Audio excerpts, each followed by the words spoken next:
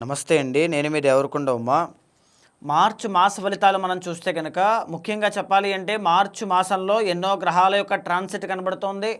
ఎన్నో గ్రహాలు వక్రగతి నుంచి రుజుమార్గంలోకి వెళ్ళబోతూ ఉన్నాయి. చంద్రగ్రహణం అనేటువంటిది ఏర్పడుతోంది. సంక్రమణ తిథులు చాలా ఉన్నాయి. సో మేజర్లీ ఉగాది కూడా రాబోతోంది. సో ఇలాంటి మార్చి మాసంలో ద్వాదశ రాశుల వాళ్ళకి ఎవరెవరికి ఎలా ఉండబోతోందో తెలుసుకోవాలి అని చెప్పి చాలామంది వేచి చూస్తూ ఉంటారు.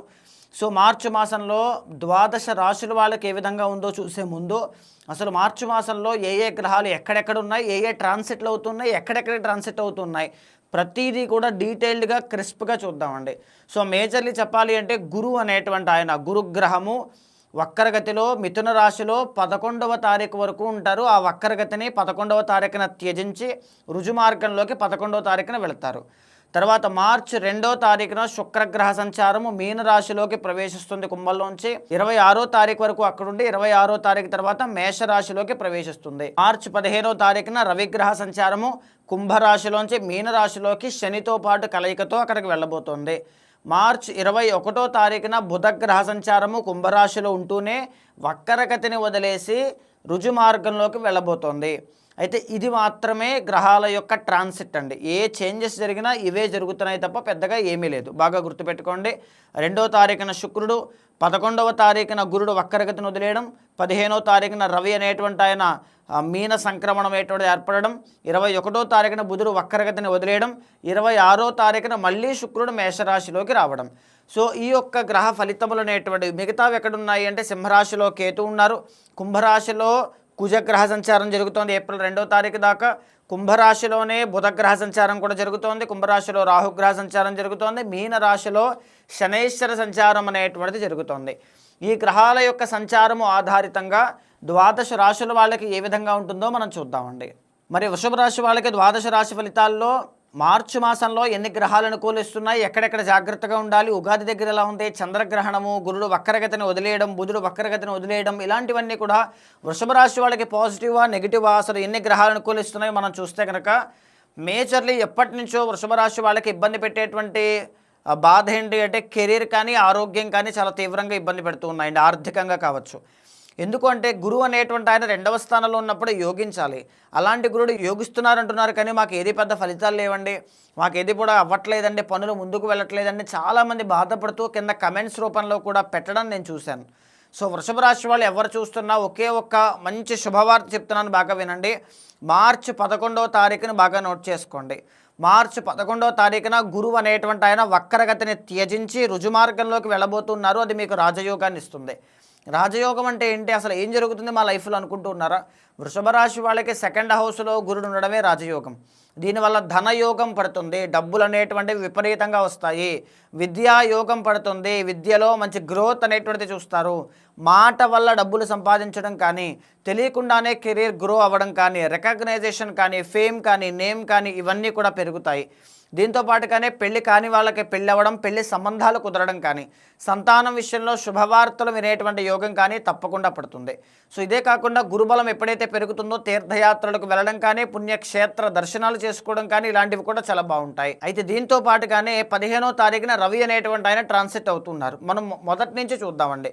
వృషభ రాశి వాళ్ళకి సింహరాశిలో కేతు అనేటువంటి ఆయన ఉన్నారు.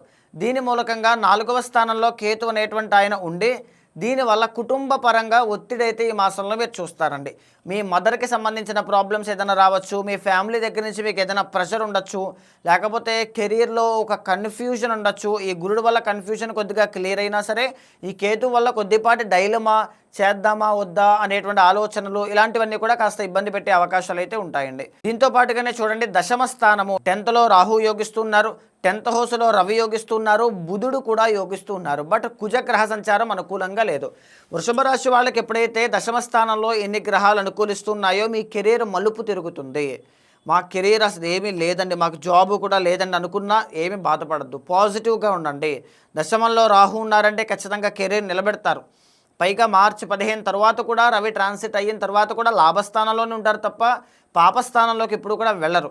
కాబట్టి వృషభ రాశి వాళ్ళకి తప్పకుండా ఒక మంచి శుభయోగం అనేటువంటిది ఏర్పాటు అవుతోంది. అయితే మేజర్లీ చెప్పాలంటే దశమంలో బుధుడు కూడా బాగున్నారండి. బుధుడు ఎవరండి వృషభ రాశి వాళ్ళకి 2nd lord, 2nd and 5th lord. మీకు డబ్బు రావాలి అంటే అద్భుతమైనటువంటి యోగం మార్చి మాసంలో మీకు కనబడుతుందండి. ఇంకా బాగా చెప్పాలంటే 21వ తారీఖు బుధుడు అనేటువంటి ఆయన వక్రగతిని వదిలేస్తారు. పరిపూర్ణమైనటువంటి ధనయోగం మీకు మాసం చివరిలో ఉంది. మీరు తప్పకుండా జాగ్రత్తగా ఎఫోర్ట్స్ అనేటువంటివి పెట్టగలిగితే అద్భుతమైనటువంటి శుభ ఫలితాలు మీరు చూస్తారు ఖచ్చితంగా.